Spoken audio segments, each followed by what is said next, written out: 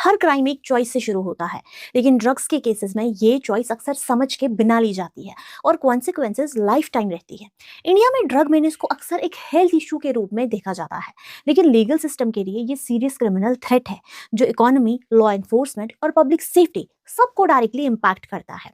एक बार अगर आप इस ट्रेंड का हिस्सा बन गए, चाहे एज अ यूजर या unknowingly as a carrier, law आपको सिर्फ एक इंडिविजुअल नहीं बल्कि एक offender under strict statutory framework के रूप में देखता है।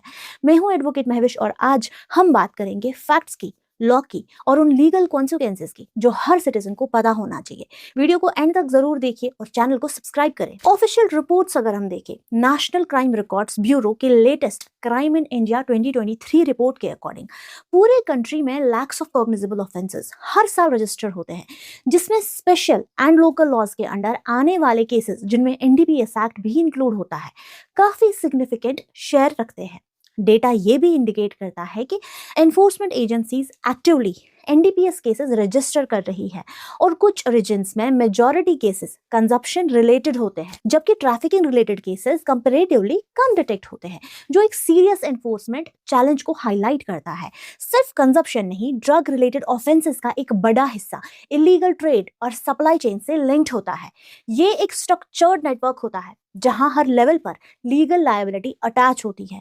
कन्विक्शन रेट्स और अरेस्ट डेटा ये क्लियर शो करते हैं कि एनफोर्समेंट एजेंसीज एक्टिवली काम कर रही है, लेकिन प्रॉब्लम का स्केल अभी भी सीरियस कंसर्न है। ये सिर्फ नंबर्स नहीं है, ये एक वार्निंग है कि लॉ अब इस इशू को एग्रेसिवली हैंडल कर रहा है। इंडिया में ड्रग्स से रिलेटेड ऑफेंसेस को रेगुलेट करता है एनडीपीएस एक्ट 1985। ये एक ऐसा लेजिस्लेशन है जो अपनी स्ट्रिक्टनेस के लिए जाना जाता है। इस एक्ट का फ्रेमवर्क सिंपल नहीं है, ये quality based punishment system follow करता है, लेकिन यहाँ एक इंपॉर्टेंट लीगल रियलिटी समझना जरूरी है। जैसे ही ऑफेंस सीरियस कैटेगरी में आता है, पनिशमेंट एक्सट्रीमली हार्श हो जाती है। रिगरस इंप्रिजनमेंट जो 10 साल से लेकर 20 साल तक एक्सटेंड हो सकती है, और साथ में हैवी मॉनेटरी पेनल्टीज। ये सिर्फ थ्योरेटिकल प्रोविजंस नहीं है, कोर्ट्स रेगुलरली इन्हें अप्लाई करते हैं। सबसे critical aspect bail jurisprudence under NDPS act. यहाँ बेल एक राइट नहीं है बल्कि एक्सेप्शन बन जाता है।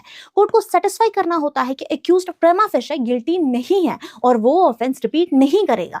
ये स्टैंडर्ड इतना हाई है कि प्रैक्टिकल टर्म्स में एनडीपीएस केसेस में बेल लेना बहुत ज्यादा डिफिकल्ट हो जाता है। एक और पावरफुल प्रोविजन है कन्फिस्केशन ऑफ प्रॉपर्टी। अगर इन्वेस्टिगेशन में ये एस्टैब्लिश हो जाए कि कोई एसेट, चाहे मूवेबल हो या इमूवेबल, अगर ड्रग रिलेटेड एक्टिविटी से लिंक्ड है तो स्टेट उसे सीज कर सकती है। यहां तक कि financial trails, bank accounts, transactions सब स्क्रूटिनी के अंडर आते हैं। लेकिन लॉ ब्लाइंड नहीं है, ये डिफरेंशिएट करता है एक एडिक्टेड इंडिविजुअल जो ट्रीटमेंट का कैंडिडेट है और एक ट्रैफिकर जो क्रिमिनल लायबिलिटी फेस करेगा। कोर्ट ने भी मल्टीपल जजमेंट्स में एम्फसाइज किया है कि रिहैबिलिटेशन अप्रोच एडिक्ट्स के लिए अडॉप्ट की जानी चाहिए, लेकिन ट्रैफिकिंग के केसेस में जीरो लीनियंसी मेंटेन की जाती है। लीगल कॉन्सिक्वेंसेस सिर्फ कोर्ट तक लिमिटेड नहीं रहते, उनका इंपैक्ट एक इंसान की पूरी लाइफ पर होता है। एक एनडीपीएस केस का record career opportunities, education prospectus और सोशल रेपुटेशन सब पर परमानेंट इफेक्ट डाल सकता है।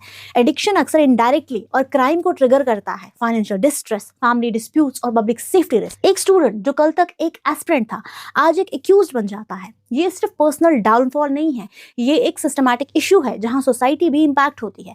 इसीलिए लॉ का अप्रोच डुअल है, स्ट्रिक्ट पनिशमेंट फॉर ऑफेंडर्स और structured support for victims of addiction. इस चैलेंज का सोल्यूशन सिर्फ पुलिसिंग नहीं है, लीगल अवेयरनेस इक्वली ज्यादा इंपॉर्टेंट है। इंडिया में नेशन वाइड इनिशिएटिव्स जो एक्टिवली काम कर रहे हैं अवेयरनेस एंड प्रिवेंशन के लिए। अगर हम बात करें जो अभी करंट इनिशिएटिव नशा मुक्त जम्मू एंड कश्मीर अभियान, जिसे lieutenant governor of UT of J&K and Ladakh ने शुरू किया है, या सिमिलर अदर लोकल इनिशिएटिव जो पूरी कंट्री में रन होते हैं, तो कुछ चीजें हैं जिन पे फोकस किया जाता है, जैसे strict law enforcement, wide spread awareness और रिहैबिलिटेशन ऑफ एडिक्ट्स। ये सारी चीजें फोकस तो करती है बहुत प्रिवेंशन एंड क्योर पे, लेकिन एक एस्पेक्ट है जहां पे हम कलेक्टिवली पीछे रह रहे हैं, और वो है रोल ऑफ सोसाइटी। एक ड्रग पेडलर को पनिशमेंट मिलना बहुत इंपॉर्टेंट है, मगर एक ड्रग एडिक्ट जो किसी भी रीजन की वजह से इन आदतों पे पड़ चुका होता है, हम एज अ सोसाइटी एम्पैथी को छोड़कर जजमेंटल बन जाते हैं। एक हेल्दी सोसाइटी का रोल ये होना चाहिए कि वो ड्रग एडिक्ट्स को रिडिक्यूल करने के बदले एक बेटर ह्यूमन बीइंग बनाने के लिए एनकरेज करे, सो दैट ड्रग एडिक्ट्स के लिए इजी हो हेल्प मांगना, ट्रीटमेंट लेना और रिहैबिलिटेट होना। जब तक हमारी सोसाइटी में ये माइंडसेट चेंज नहीं होगा, तब तक कोई भी गवर्नमेंट इनिशिएटिव 100% इफेक्टिव नहीं हो सकता है। ड्रग पेडलर्स की तरह तरफ भी एज सोसाइटी हमारी ये ड्यूटी है कि हमें अगर किसी इलीगल एक्टिविटी का सस्पेशन हो तो हमें कंपिटेंट अथॉरिटीज को रिपोर्ट करना चाहिए, जैसे नारकोटिक कंट्रोल ब्यूरो। साथ ही रिहैबिलिटेशन सेंटर्स और लीगल एड मैकेनिज्म अवेलेबल है जो अफेक्टेड इंडिविजुअल्स को सपोर्ट करते हैं। एक इन्फॉर्म्ड सिटीजन ही एक स्ट्रॉन्ग लीगल सिस्टम का फाउंडेशन होता है। ड्रग्स का इश्यू सिर्फ पर्सनल नहीं होता, ये लीगल, सोशल और नेशनल कंसर्न है। एक गलत कदम आपको एक ऐसे सिस्टम में ले जा सकता है जहां से वापस आना बहुत मुश्किल होता है। लॉ क्लियर है, कॉन्सिक्वेंसेज रियल है और रिस्पॉन्सिबिलिटी हम सब की है। इसीलिए लॉ को समझकर अपनी फ्यूचर को प्रोटेक्ट करें। अगर ये वीडियो आपको पसंद आई हो तो इसे लाइक करके चैनल को सब्सक्राइब करो और बेल आइकन को प्रेस करो ताकि नई वीडियोस की अपडेट आपको मिलती रहे। साथ ही लॉयर्स ब्यूगल के कंटेंट को शेयर करो ताकि आपके साथ आपका सर्कल भी लीगली अपडेट रहे।